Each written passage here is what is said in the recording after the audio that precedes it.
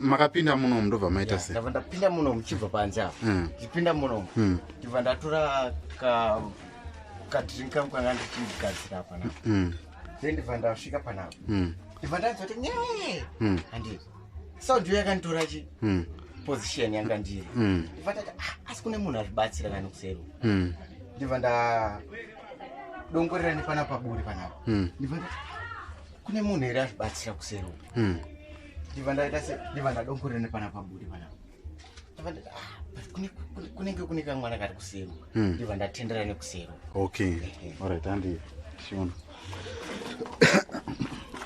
Ndatendera nepanapo.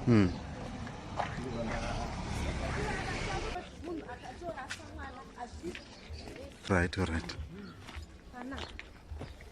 Ndibva ndasvika panapo. Ndibva ndaona mwana ari papo. Alright.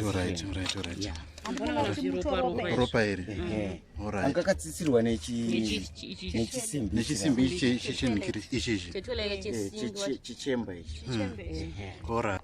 Ipapo pane nhunzi ndipo pane yezi amwe kana ropa rakasarira parakati kagwambira pa iro chokutoti ichi chirapa ndo chakatsimbirira mwana pamutsipa.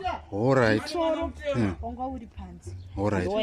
Waioneka sanga kadai ichokwadi. Alright. Ngakatasa pasi. Alright.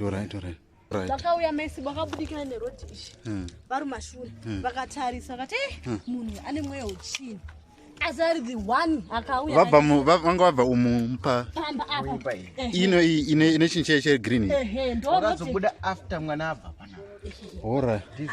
Vakatouya tikatodongora dai ivo vatori mashure vakatoti munhu ane mweya uchini wobva wabva panguva yebhozana wanga akudedzwa wobva watopinda mumba. Alright. Pakarati vanhu vakuya vakabva vamhanya kutopinda akandwe papa. Apa pari kutooneka ropa iri. Angakatsitsirwa nechisimbi. Icho. Chetoilet ichi. Kwaivi masi. Musoro wangu uri panze. Asi ndakanzwa kuchema. Kwemwana kuti mbuya namai awo. Tikadzoka tiri 3 kuno. Tikati mama uye muone dzaitika kune munhu arasa mwana kupi kuseri kuno kugomba. Usaite majokes. Ndakati aiwa mama zvitori for you. Ndibva ndauya kuseri 3. Ndibva ndadedza mai panext time.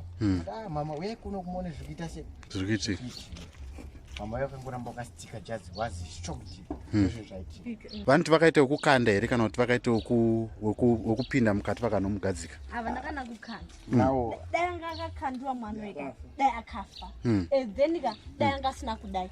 Urototi vakatopinda neapa vakatsika apa vakamusiya akatasa uko then obva watomukwiribira because daika unga wakamurasa iri chinhu ichika ndisitomborasa mara ndisitakatombopisha kuno chinhu chakavhara mwana ichi indakangoona musoro chete chichaiva chiri apa ndachiziva ichi chaiva chiri uko. Okay. Takatochivharidza uko titoti even kana munhu anodonhaka akwanise kuwira uko tinani anosurviva that's why takatochisa uko asi ivo vakatochitora vakatomuvharikidza nacho kutovharikidza nacho kuda kuti asawa nezuva kana kuti vanhu vacho ndikuona kwangu pfungwa dzangu totonoti munhu aida kuti chokwadi chibude. Alright. Kuti chokwadi haichi chibude.